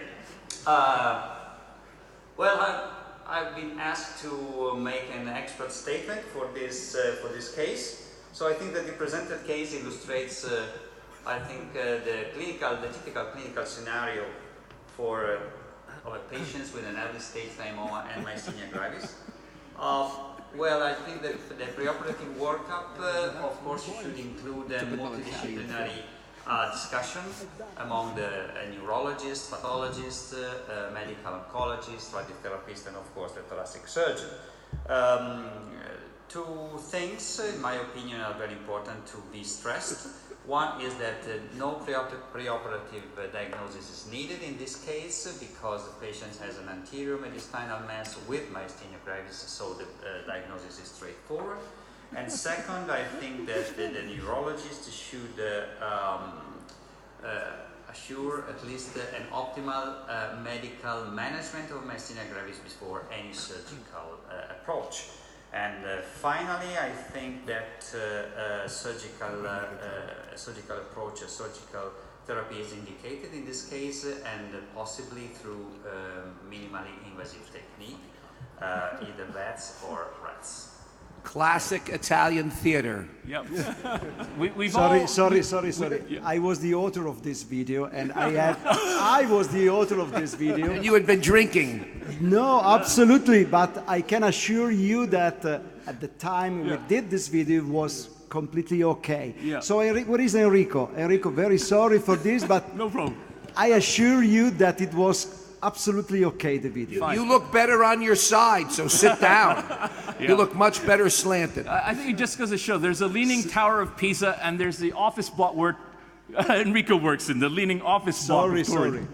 Okay, so let's see what the judges think of the question. Yeah, this question is a very excellent question because to answer this question, we need to cover all the aspects of the treatment of myasthenia gravis. So I think it's a very good question. Fantastic. So do we get a thumbs up or a thumbs down? Thumbs up. So that's +1 point for Europe. Excellent. Okay. What about the answer from Team Asia? What do you think of the answer? Yeah, it's very good. Okay, so +1 for the answer from Team Asia. Excellent. Sorry, what about the video? Thumbs up or thumbs down? Thumbs down. Many thumbs up. Thumbs sideways. Sideways. Let me just ask the audience while you're getting ready for the next question. Who would do that from the left side? Either robotic or VATS from the left? Raise your hand. It's a myasthenic, so I think we all should be on the left side. Who would do it on the right side? So I would challenge you guys going to the right side in myasthenics that you should probably be going from the left side on myasthenics because you could do a better complete thymectomy from the left than the right because of ectopic thymic tissue that goes lateral to the left phrenic nerve. Stay tuned for the next ESTS meeting in Dublin where this debate will be continued. Yes. Okay, so we'd like to invite Team Americas to give their Sorry, questions. just one more comment Yes. to Rob's, to myasthenia patients, I would prefer a bilateral approach to do a better job. Yeah, there we go. Another side to the debate. Okay, so please go ahead. Okay, question 1. 45-year-old woman with shortness of breath and chest pain has a 12-centimeter lobulated mass at the anterior mediastinum on CT with invasion of the pericardium, pericardial effusion, soft tissue infiltration of the AP window with an arrow indicating the mediastinal invasion. Effusion has been percutaneously aspirated and her symptoms are improved. There were no atypical cells in the aspirate. These are the representative cross-sectional imaging. What is the best definitive treatment for this patient? A, core biopsy, induction chemotherapy, and reevaluation for resection. B, subxiphoid pericardial window and palliative chemotherapy. C, sternotomy, en bloc resection. D, FNA biopsy. Okay, 5, 4, 3, 2, 1. Okay, yeah, you're the only guys who pressed. So, Team Asia, your answer, please. It's definitely a huge mass, but since we need a tissue confirmation in deciding which treatment will be possible, if it's like a thymic carcinoma, we can undergo surgical resection or chemotherapy, and if it's lymphoma, the patient needs definite chemotherapy first. So your answer is? A. Okay, A. Okay, let's see what the audience thinks. What's the audience agrees with you? 85% say A. And the correct answer is? A.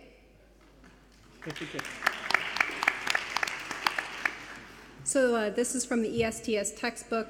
The differential diagnosis for this large anterior mediastinal mass in a woman in her 40s includes thymoma or lymphoma primarily. In either case, a core needle biopsy will achieve the diagnosis. If this is a lymphoma, FNA has a poor accuracy and therapy would not be initiated without tissue diagnosis as discussed by the Asian team. Locally advanced thymoma is most likely in this scenario, and given the locally advanced appearance on the CT scan, it would be possibly a stage 3. The appropriate indication for neoadjuvant therapy is still debated. However, it should be certainly reserved for those with histologically proven invasive thymic tumors. Induction chemotherapy has been proven to allow for higher complete resection rates and thereby reducing the recurrence rate by improving overall outcome. The indication regimens are typically cisplatin-based. Following neoadjuvant chemotherapy, en bloc resection is essential to achieve local control. Thymomas often invade the pericardium, mediastinal pleura, lung, parenchyma, great vessels, etc. All of these structures should be resected with en bloc with the tumor. And this is Dr. Stiles for the expert opinion. These can certainly be challenging cases with a big anterior mediastinal mass. The differential diagnosis is obviously lymphoma versus thymoma versus a germ cell tumor in this type of setting. This one looks to be more of a thymoma versus a lymphoma. Our group's practice, and I think the practice nationally would always be to get a biopsy of this beforehand, ideally a core biopsy rather than FNA, which has been shown to be more diagnostic for lymphoma. Certainly some would argue for a thymic tumor to maybe start with resection up front, but one like this, where there's going to be a complex resection, potentially lung involvement, or potentially even be unresectable, we think it's important to get a biopsy first. Most of us would then treat with induction chemotherapy or potentially chemoradiation therapy to shrink this tumor. It's been shown there's good response rates and that it can turn an unresectable tumor, maybe 40% may be resectable after induction chemoradiation. We prefer induction chemotherapy and to save the radiation if we have positive disease after resection. Hey, thank you, Dr. Siles. Too much spinning of the chair, minus a point. Okay, so what do our judges think about the question? Very good question, very tricky question. For me, it's up. Everybody agree? I think it's a good question, but you should have included other diagnoses like germ cell tumors, and surgery may not be indicated in case it's a lymphoma. Okay, but it's still +1? Yes. Okay, Team Americas gets +1 extra point. What about the answer? What do you think about the answer? The answer is good. Yep, does everybody agree? Thumbs up? Okay, so Asia team gets +1 for the answer. Okay, next question. Please. All right, question 2. 32-year-old male has a 16-centimeter homogeneous anterior mediastinal mass with associated mediastinal and retroperitoneal lymphadenopathy. Beta HCG is 1.5, which is just a smidge higher than the upper limit of normal. LDH and AFP are within normal ranges. Here's the CT scan. What is the most likely diagnosis and treatment? A, seminoma, cisplatin-based chemotherapy. B, seminoma, neoadjuvant chemoradiation followed by resection of residual mass. C, teratoma, definitive surgical resection. D, non-seminomatous germ cell tumor, cisplatin-based chemotherapy followed by resection of residual disease. Or E, thymoma and complete resection. Okay, so again, 5, 4, 3, 2, 1. Ooh, close. Judges who had it. Yeah, who does the audience think? Steve? What? Europe. Europe. Okay, Europe. Your answer, please. We think that the right answer is B, seminoma, because alpha-fetoprotein is in normal range. And the first thing we will do is chemotherapy with cisplatin, and if there is a residual mass after chemotherapy, we will proceed with surgery. Okay, does Team Asia have a different opinion? Yeah, what do you think? Yeah. We think the D, the first one, is the correct answer, the non-seminomatous germ cell tumor, because it has a slight elevation of the beta HCG, and also for this patient, they should be the induction chemotherapy first.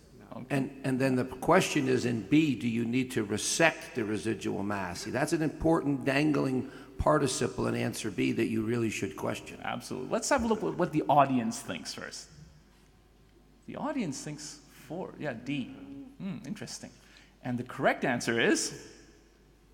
Seminoma, cisplatin-based chemotherapy. Surf is right again. That's the reason. So again, quoted from the ESTS textbook, the CT characteristics and lab values make this almost certainly a mediastinal seminoma, and Mets with these respond very well with a 5-year survival of upwards of 90%, even with stage 4 disease, to cisplatin-based therapy. Resection of residual seminoma is very rare and only in cases of growth seen over time. Teratoma is unlikely by imaging and rarely metastasized. Non-seminomatous germ cell tumors typically have very large elevations, and that's the key here with the beta HCG and AFP, and it is heterogeneous on CT scan. And here's our expert opinion. Good morning. This is Moish Lieberman from the University of Montreal in Montreal, Canada. And I'm here with Lila Lieberman, and we're going to be answering question number 2. A 32-year-old male presents with a 16-centimeter homogeneous anterior mediastinal mass with associated mediastinal and retroperitoneal lymphadenopathy. Beta HCG is slightly elevated, and AFP and LDH are within normal limits. This is likely a mediastinal seminoma, and these are typically treated with cisplatin-based chemotherapy. These rarely require resection, and usually we only have to go in if there is residual disease after chemotherapy, which is quite rare. Resection is typically straightforward, as these usually do not invade mediastinal structures should that be necessary. Teratoma is extremely unlikely due to the fact that there is a mediastinal and retroperitoneal lymphadenopathy, and teratomas rarely metastasize and are associated with typically solitary mediastinal lesions. Non-seminomatous germ cell tumors typically have very large or very high values for both beta-HCG and AFP, and these masses are more heterogeneous as opposed to homogeneous on CT, as in this case. Thanks a lot. Have a good morning and good luck. Bye. Okay. Okay. No. I think he should have this growth from his left shoulder removed. Already did, I think. Okay. I think America's team deserve another extra point for this very young actors. What do you think? So do you think extra point or not, the judges? Great question. Yeah, great question. Great question. America gets an extra point. And the answer, what do you think about the answer? Want to give him a 0, or you got to give him a 0 or -1? It's up to you. Yeah.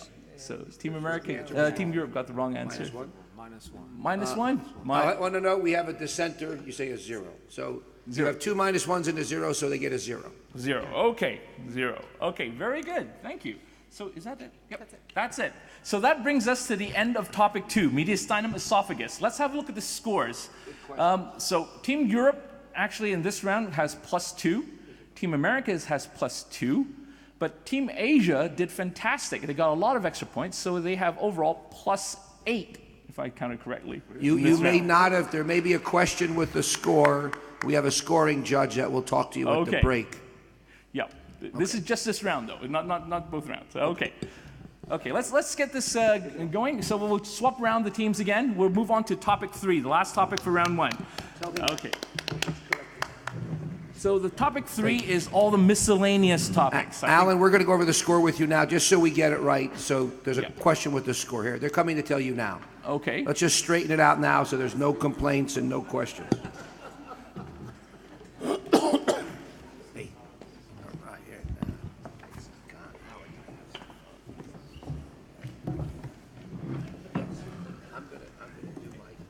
Okay, I'm just going to introduce the judges for this 3rd round. So, from London, England, we have Dr. Ali Zamir Khan. From Istanbul, Turkey, we have Dr. Akif Turna. And all the way from Seattle, Washington, USA, we have Professor Doug Wood. Okay. Okay, great, thank you. Okay, so leading the questions in this round, we first have Team Europe asking the questions first. So, can somebody from Team Europe come and ask the questions?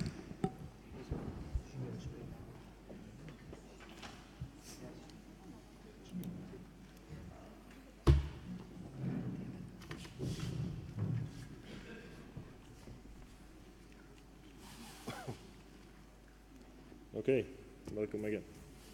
So for the first question of others, we chose a transplant-related question. The question is, donors with active malignancies are considered unacceptable for organ donation, except, and more than one good answer is possible, you don't need to give all good answers, but more than one is possible, low-grade skin cancer squamous cell carcinoma, non-invasive carcinoma of the cervix, high-grade astrocytoma, medulloblastoma, or high-grade basal cell carcinoma. Okay, so 5, 4, 3, 2, 1. Yeah. Okay. Who has it? Anybody in the audience? Team Americas? Yeah, okay, please go ahead. 2 seconds. Give us an answer. You have 2 seconds to answer. Our answer is the medulloblastoma is not a contraindication for the donation.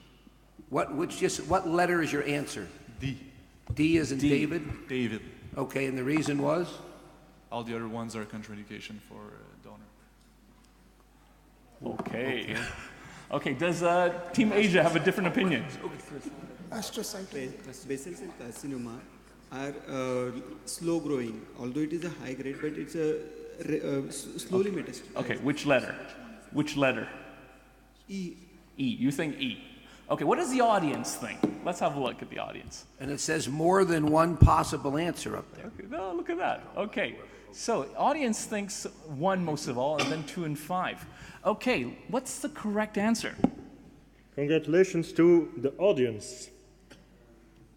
Correct answers are A and B, low-grade skin cancer, squamous cell carcinoma, and non-invasive carcinoma of the cervix. That's not the right. If we go to ESTS textbooks, page 621, in the bottom left, you can see the exceptions which we related to, which are low-grade skin tumors, but not melanoma, carcinoma in situ of the uterine cervix, and primary tumors of central nervous system, not medulloblastoma, not glioblastoma, not a high-grade astrocytoma, and not after surgery. Let's go to our expert, Professor Van Raamdonk from Leuven, transplant expert at this ESTS. Dear participants, thank you for asking me this question as an expert. So we know that transplanting organs from a donor to a recipient is always taking a little risk, not only for transplanting an infection, but also for transplanting a malignancy. From the literature, we know that about 2% of all the deceased donors had a malignancy in the past. Now we know that donors may have a malignancy with a low risk of transfection, like donors with a previous low-grade skin tumor, a basocellular carcinoma or a squamous cell carcinoma of the skin, patients with a previous history of carcinoma in situ of the cervix, and patients with a primary tumor of the central nervous system. However, there are some high malignant intracerebral tumors that we should not accept as organ donors. Now, one important message I want to give to the audience of the postgraduate course is that whenever you get an offer from a donor who died from an intracerebral bleeding, always be aware that this bleeding can result from a metastasis of an unknown primary tumor somewhere else in the donor. So always be careful and have a good inspection during organ retrieval for any other malignancy in the body. Thank you. Okay, very good advice. So this is a bit sneaky because Team Europe gave 2 correct answers, not 1. What do our judges think about the question? So I'll comment, Alan, because the judges so far, I don't understand it. The gloves have been on. Nobody has said anything very critical. These questions, most, are awful. This question included. So this question violated 2 major principles of psychometricians, which is, first, it was a negatively worded question, and second, it had 2 correct answers. So thumbs down from this judge. Thumbs down, okay. I concur. I think it was educationally a good question, but the way you had constructed it was absolutely wrong. I would never ever have this sort of a question in a multiple choice. 2 answers is not the right way to go. Okay. Thumbs down. Thumbs down. Okay. Thumbs down. So you don't get an extra point for that. What about the answer? What do you They think? get minus a point. Minus brother. 1. You want Minus minus one. one. Oh, And if very we strong could, we'd give a opinions. minus 2. I'd give them minus 2. We can't, but we want to. Yeah, we can. But okay, well, we'll take your point about the minus 1. Sorry, Team Europe. Okay. What about the answer, though? The answer given was a wrong answer from Team Americas. I think wrong question, wrong answer. So, A 0. So you Probably won't a deduct 0. the point from Team Americas? Yeah, 0. Okay, fair enough. Excellent. Okay, so the second question also from Team Europe. Yeah, I think so. But the expert explanation was excellent. Educationally good value. Hi. A 30-year-old truck driver presents with neck pain and extremely swollen purple red left upper extremity. Doppler ultrasonography shows a 90% reduction in the lumen of the left subclavian vein. Additional MRI and angiography demonstrate occluded left subclavian vein. After catheter thrombolysis followed by anticoagulation, there is any benefit of symptoms. Controlled Doppler ultrasonography shows patent left subclavian vein with a 50% reduction in lumen. And the best recommendation is A, change anticoagulation, B, balloon angioplasty, stenting and lifelong anticoagulation, C, left scalenectomy, D, transaxillary first rib resection and post-operative anticoagulation, or E, continue present anticoagulation for 1 year and double ultrasonography follow-up for 3 months. Okay, so we have a countdown. 5, 4, 3, 2, 1. What is the audience? Which? Yep, it's Team Americas. So our recommendation is D, transaxillary first rib resection and postoperative anticoagulation to get rid of any residual stenosis by the first rib and alleviate compression. Okay, so what does the audience think? Let's have a look at the audience vote. The audience also thinks D. Okay, and the correct answer is? The correct answer is D. I'm not going to go through all these. Yeah, I think that's an extra point. Yes. Just press on. Sorry. Thrombosis of the axillary vein, complicating thoracic outlet syndrome. What is called the Paget-Schroeder syndrome is a well-known indication for resection of the first rib, skull surgery to avoid rethrombosis of the vein and to allow development of collateral circulation between the clavicle and the first rib. Okay. Was this videotaped on Earth, or was this from a satellite? I think we'll just skip Looks it. like a World War II. Yeah. Okay, so what do our judges think about the question itself? Well, since I was so negative on the previous one, I'm gonna be positive on this one because it was a well-formulated question that had a clear, correct answer, and it was a positively worded question. It had a nice clinical scenario. It was tight. I would give a thumbs up for this question. Okay. Yeah, it has a good educational value, and I would give a thumbs up. Okay, so let's have a I like the clinical scenario. That's very good. So Okay. only one answer possible. Okay, so that's unanimous. Team Europe gets +1 on this for the question. What about the answer? What do you think about the answer? It's good. Very good. Yeah. Yep, so, Team Americas gets an extra point for the answer. Excellent. Okay, so the next question is from Team Americas.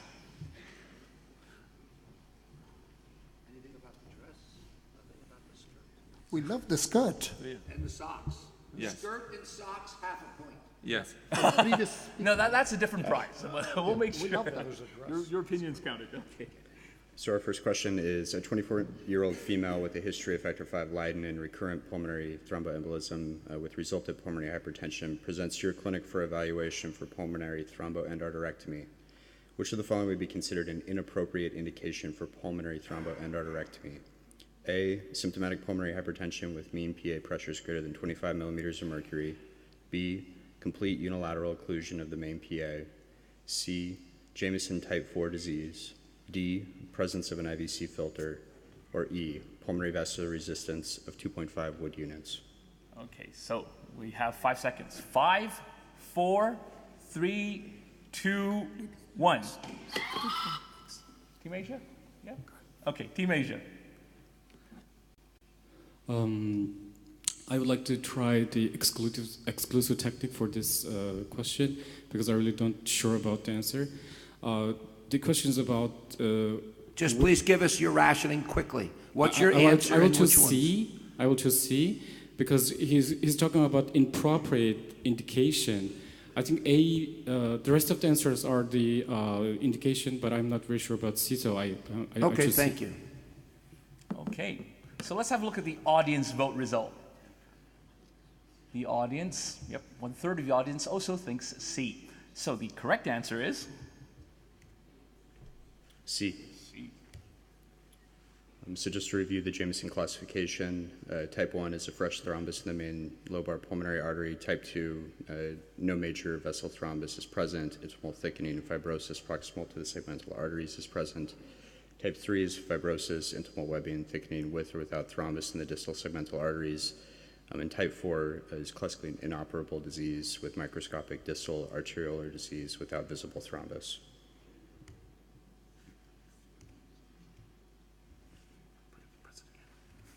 Generally speaking, type 1, type 2, and type 3 disease in the Jameson classification are operable. However, type 4 disease is distal arteriolar disease or resistance vessel disease, and that is a medical diagnosis, that is not a surgical diagnosis. So most of us would consider type 4 disease to be a contraindication to surgery. Very good. Okay, so let's hear from the judges. What do you think of the question, first of all? I think it's a well-formulated question with a very clear answer, and I think you get a thumbs up from me. Yeah, thumbs up. Okay. I disagree.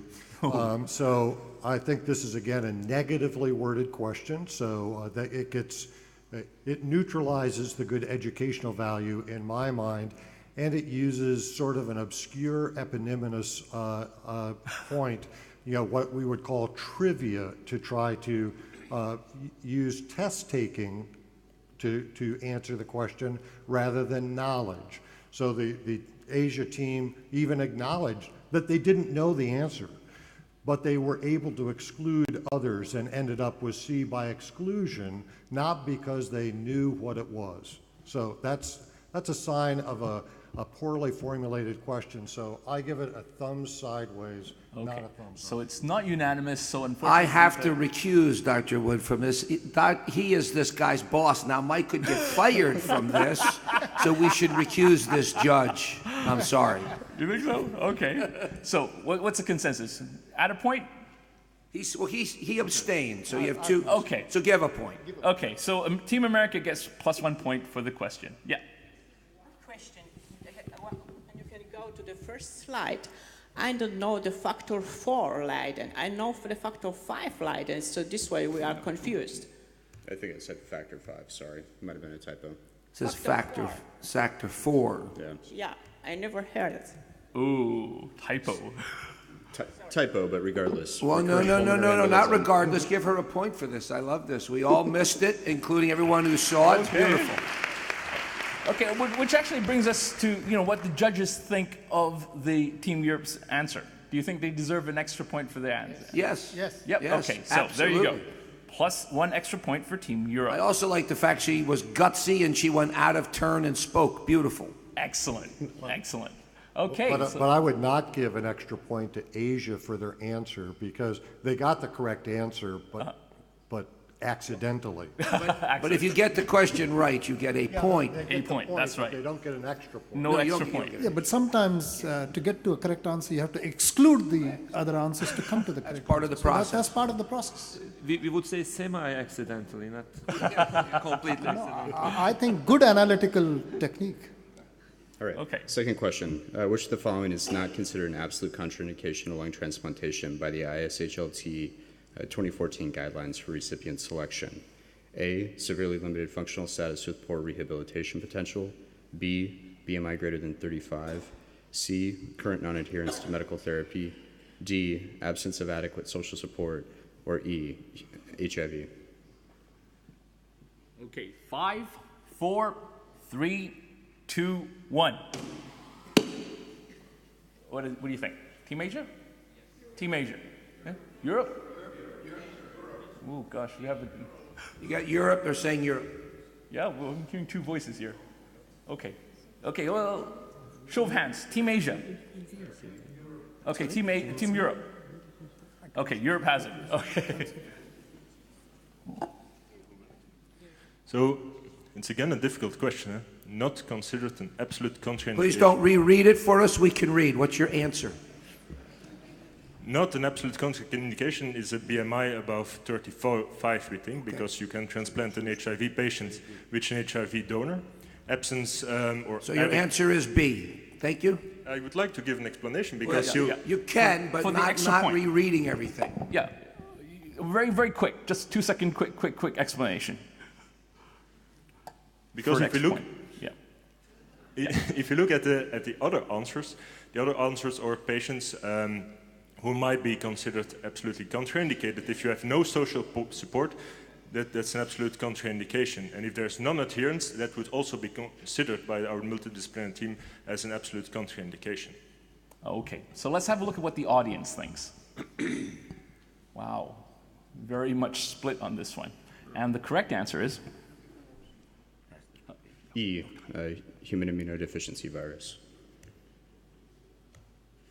This slide is basically just cut straight from the guidelines, and the new addition to the 2014 ISHLT guidelines place hepatitis C, B, and HIV as relative contraindications.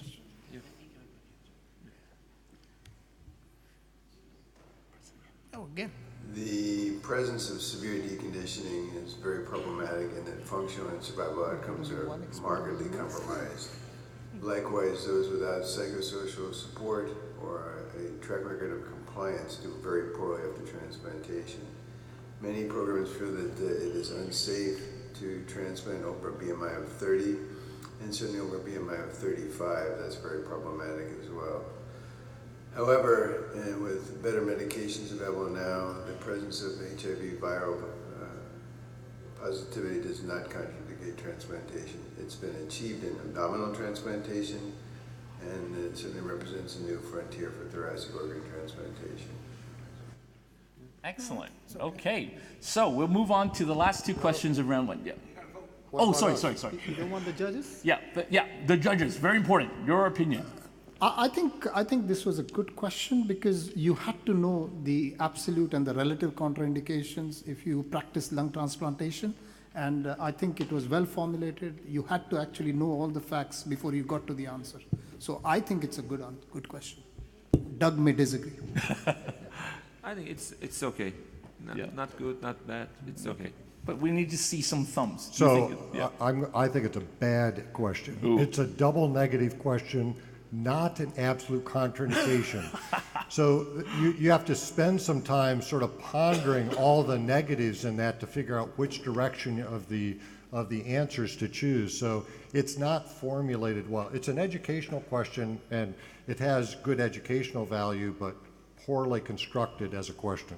Okay. And I agree. I don't like double negatives, which is why your answer was good, because you went the other way. You'd already gained your point. That's why I told you to go ahead. It was very well done. The team's answer, but the question was bad. Okay, let's see from the judges. Thumbs up or thumbs down? What do you think? For the question. Okay, so, no extra point for the question. What about the answer? The answer, even though incorrect, I thought was good. What do you think? I disagree. It was incorrect. But his reasoning for such a bad question, I thought you'd give him a point. No. I don't think so. I disagree. Okay, let's have a throw of thumbs. Thumbs up or down? Yeah. No. Okay, so that's -1 for Team Europe because they got the wrong answer. Okay, last two questions from Team Asia, please. So everybody relax and have fun.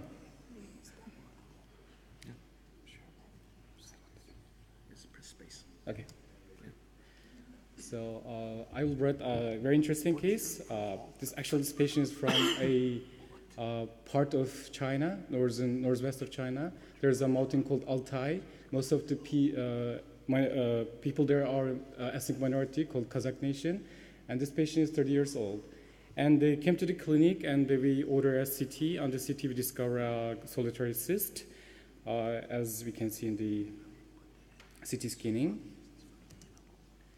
My question is not about the diagnosis, because it's very easy to confirm the diagnosis based on his ethnic background and the presentation on the CT scanning. So my question is, which is not true about the feature of management of pulmonary hydatid cyst disease, what we call HCD? First, A, the parasite eggs can survive for a week in water up to 1 year in soil. B, just like sheep, cattle, and pigs, human beings are the primary host of HCD and ingest infect vegetables or drink infected water and thereby becomes infested. C, intubation with a double tube is vital in order to protect control lateral lung. D, In management of multiple hydatid cysts, if there is an intact cyst on one side and a ruptured cyst on the other side, the site of intact cyst should be operated first. E, in management of complicated cysts, an attempt should be made to preserve as much lung as possible, especially in children. Okay, so 5, 4, 3, 2, 1. Who do you think? Yep, Team Americas? America, yeah. Yep, Team Americas. Our answer is B. Humans are not the primary hosts. That's okay. Nice and short. Okay, yeah, let's have a look at the audience vote. Okay, the audience tends to agree with you. Okay, and the correct answer is? Well, congratulations. Since it's a very basic knowledge for the lifestyle of the eggs, we know that the human are not the primary host, human are the intermediate host. This is written in the ESTS textbook. And then why I brought this case is because still it's a parasite disease, but what we see more and more cases are in the very rural area, such as in the north of China and also in the central Asia. So still we are dealing with this sort of problems. So I was just like to emphasize this issue. Okay, thank you. So what do our expert judges think about the question? Even the fact that the question is negative, in structural sense, it is not a good question actually, but all the ratios are saying the right things which should be known by a surgeon who live in that region. So the hydatid is an important problem in some of the parts of Asia, and these ratios should be known. So thumbs up for the question, even the fact that it is structurally wrong. Okay, so do we show a thumbs from all three judges? Alan, can you go back to the question? Okay, let's go back to it. Because the question violates three principles of multiple choice questions. Yep. First, it's a negative question. Okay. Second, it's a what we call multiple true false, meaning it has 5 true false responses. And third, it's a compound question that requires you to evaluate both features and management within each of the responses. And actually, fourth, all of the choices are too long. So this is a thumbs down from me. My problem with the Asian team is all their questions have been negative questions, not this is not, that is They're not. They're easier to write. Yeah. But they're bad. As somebody who practices in Asia and sees a lot of hydatid cysts, I like the information that's out there. So educational value, good, but too much to read. And don't have these not questions. You know, you have to have a positive question. Okay, so thumbs down. No extra point for the question. What about the answer? What do you think about the answer? Yes. Yep. Okay. Precise and tight. Yes. Well, she picked up the. Okay. Very good. So extra +1 for the answer. Okay. So next question. Okay. So the next question is also about the same non-correct question, but anyway, this is a case that I experienced in my clinical scenario. A 45-year-old male visited to the hematologist because of the PRCA, a pure red cell anemia. And the CT we discovered MS in the anterior segment of the mediastinum. So the diagnosis was not very difficult to confirm as thymoma associated with PRCA. So my question is also about not true question. The patients received thymoectomy and complete removing of the fat tissues under VATS. Unfortunately, after the surgery, there was no remission of the PRCA. So patient needs to continue the medication for a couple of months, but after 4 months, the patient died because of the very severe pulmonary infections due to the side effects of the medicines he's taking. So the question is, which is not true about the thymoma associated with PRCA? A, prognosis of thymoma is related to stage of presentation, presence or absence of the complete resection, histological subtype, and associations with parathymic disease states. B, most patients with thymoma are adults and usually asymptomatic. Only 30 to 40% of the patients with symptoms have a pericymic syndrome. C, PRC is a very common chronic condition accompanied with thymoma in clinic scenario. D, surgical resection only associates results to improve or cure PRCE, and additional treatments is needed in most of the cases. Okay, so 5, 4, 3, 2, 1. Ooh, close. What does the audience think? Who got it? What do you think? Europe. Okay. Everybody thinks Europe? Europe? Okay.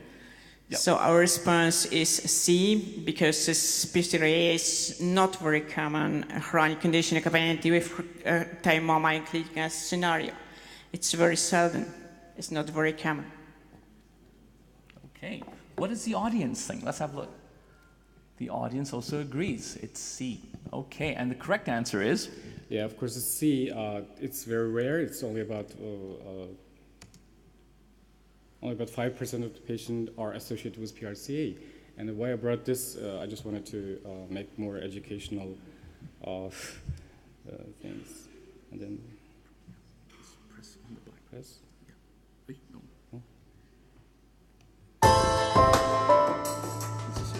Yes.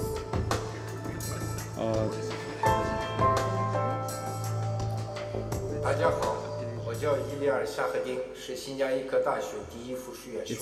It's in Chinese with English 很高 subtitles. 兴今天以视频的方式与大家见面。那么安妮医生今天拿出来的这份病例是一个中年男性，因这个纯红细胞再生障碍性贫血呢，住在我们医院的血液科。